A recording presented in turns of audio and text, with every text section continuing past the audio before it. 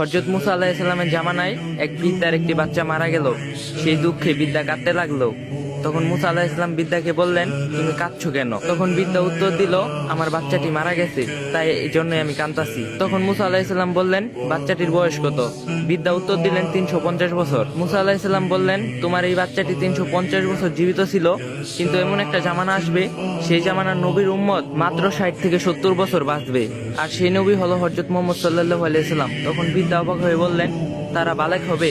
মুসা আলাইহিস সালাম উত্তর বললেন, হ্যাঁ, তারা বালেক হবে। বৃদ্ধা পুনরায় প্রশ্ন করলেন, তারা এই সামান্য সময়ে বিয়ে শাদী করতে পারবে? মুসা আলাইহিস সালাম বললেন, তারা এই সামান্য সময়ে বিয়ে করবে এবং তাদের থেকে সন্তানও হবে।